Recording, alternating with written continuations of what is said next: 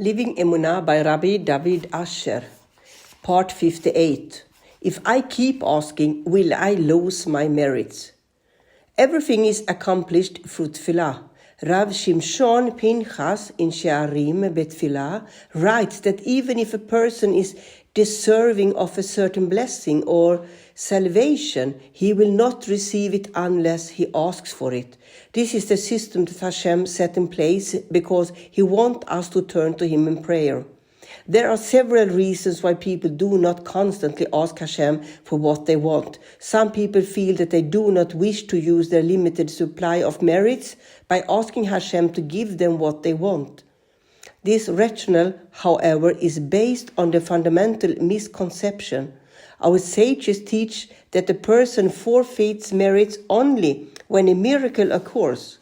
Ordinary blessings that come through the natural system are not charged to a person's account of merit.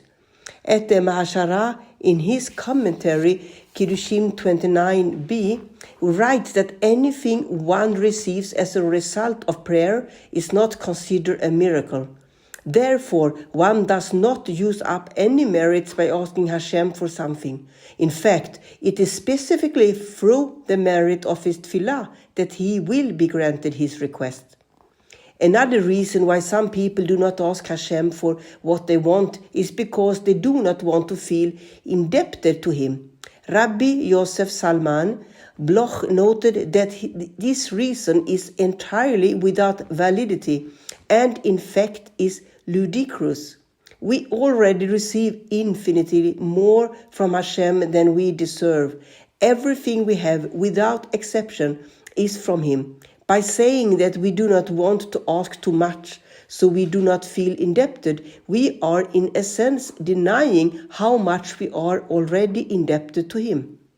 Rav Bloch drew an analogy to a very wealthy man who was driving and saw that what looked like a pile of rags on the side of the road.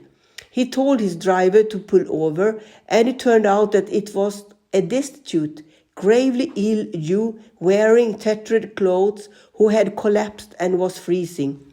The man brought this person to the hospital, where it was discovered that he suffered from 16 different maladies. The wealthy man covered all this person's medical expenses, and he received the treatment he needed. When he was discharged from the hospital, he thanked the wealthy man and told him that he was homeless and had nowhere to go.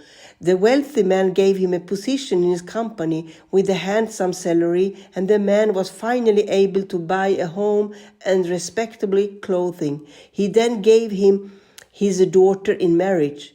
At the end of the last Sheva Brachot celebration, the wealthy man turned to his new son-in-law and offered him a cup of tea. The groom politely declined. "Why not?" the father-in-law asked curiously. "You always enjoy a cup of tea after your meal." "I prefer not," the groom said, "because I don't want to feel too indebted to you."